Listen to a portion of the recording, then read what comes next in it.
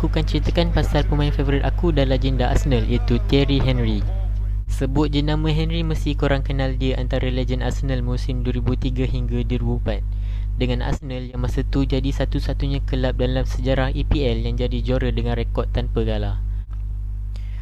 Selain tu juga, dia pernah menang macam-macam trofi dalam karier dia. Dengan Arsenal, dia menang EPL dengan FA Cup 2 kali.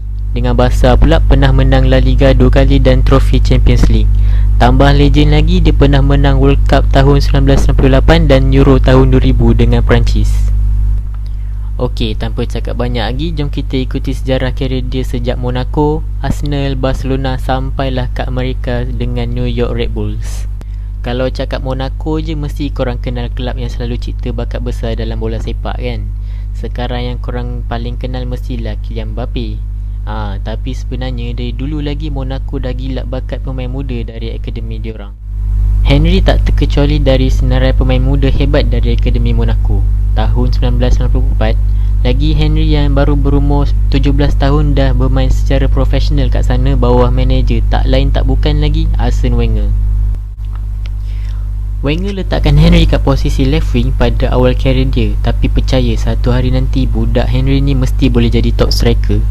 Walaupun karier muda dia tak berapa bagus pada awalnya, tapi lepas diberi kepercayaan oleh Wenger, dia berjaya menang anugerah pemain muda terbaik di Perancis masa tahun 1996 dan seterusnya menang Ligue 1 masa musim 1997. Dia juga ada dalam tim Perancis yang menang World Cup pada tahun 1998. Pada tahun 1999, banyak perubahan berlaku pada Henry. Awal Januari tahun tu, Juventus beli dia dengan nilai 12.5 juta euro dengan expectation yang tinggi. Yelah kan, baru umur 21 tahun dah menang World Cup, mestilah power kan. Tapi karier dia di Juventus tak seperti yang dirancang. Di bawah kendalian Carlo Ancelotti masa tu, Henry jelas tak sesuai dengan gaya permainan di Serie A. 3 gol je dalam 16 game.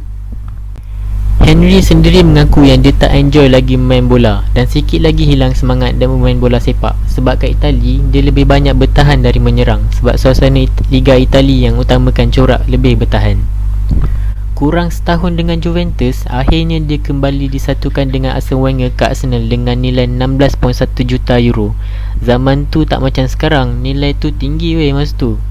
8 first game dia dengan Arsenal memang mengecewakan sebab dia gagal jaringkan gol langsung. Tapi Wenger masih tak berputus asa kekalkan kepercayaan pada Henry dan ubah dia dari jadi left winger kepada top striker. Akhirnya Henry balas kepercayaan Wenger musim tu dengan jaringkan sebanyak 26 gol dan gol paling power dia mestilah half volley lawan MU. Confirm korang takkan jemu tengok gol ni. For Arsenal from Thierry Henry. That's majestic.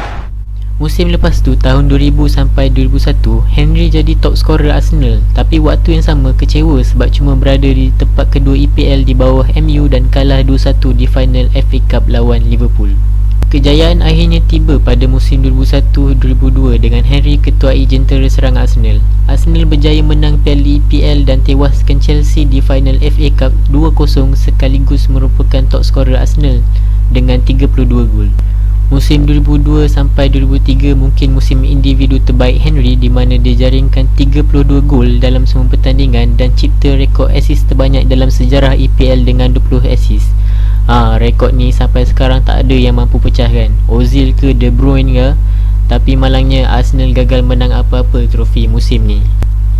Tapi musim seterusnya, itu musim 2003-2004 adalah musim paling bersejarah buat Henry dan Arsenal, di mana dia berjaya menang EPL dan tanpa kalah sekaligus digelar The Invincibles, di mana Henry dan rakan-rakan sepasukan lain macam Patrick Vieira, Robert Pires dan Dennis Bergkamp menang EPL dalam stadium musuh ketat Arsenal iaitu Tottenham Hotspur.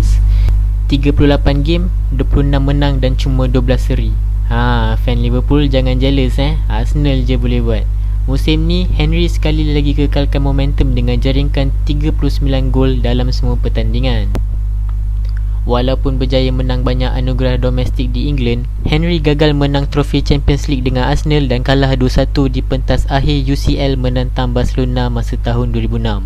Henry tamatkan karier dia di Arsenal dengan 175 gol dan di tangga ke-6 di top scorer terbanyak EPL sepanjang zaman. Pada 25 Jun 2007, Thierry Henry akhirnya melengkapkan perpindahan ke Barca dengan nilai 24 juta euro. Dia kekal kat sana sampai tahun 2010 dan merupakan watak penting dalam perkembangan karier Lionel Messi. Messi sendiri mengaku masa Henry first time masuk dressing room Barca, dia tak berani nak tengok mata Henry sebab rekod dia yang gempak gila kat Arsenal. Sepanjang kat Barca, Henry cipta gandingan trio mantap dengan Messi dan Samuel Eto'o. Sama-sama diorang jaringkan 72 gol, iaitu rekod jaringan gol terbanyak kat Sepanyol sejak 1961. Akhirnya Henry yang dah berumur 32 tahun tinggalkan Barca pada tahun 2010 sebab kurang masa bermain dan akhirnya pergi ke New York Red Bulls di Amerika Syarikat. Masa rehat kempen MLS di Amerika tahun 2012, Thierry Henry menyarung jersey Arsenal dengan mengikat kontrak selama 2 bulan. Dia jadi backup kepada Marouane Chamakh dan Gervinho. Tapi cuma sepanjang tempoh 2 bulan tu, dia cuma main 4 game dan hanya jadikan 1 gol je. Akhir sekali pada 1 Disember 2014, dia menyatakan hasrat untuk bersara dari bermain bola sepak. Dia bermula berkhidmat sebagai pundit dengan Sky Sports. Lepas tu dia cuba ceburkan diri dalam bidang pengurusan sebagai pembantu head coach di Arsenal dan Belgium sebelum jadi pengurus kad Monaco. Kini Henry jadi manager buat Montreal Impact di Amerika Syarikat.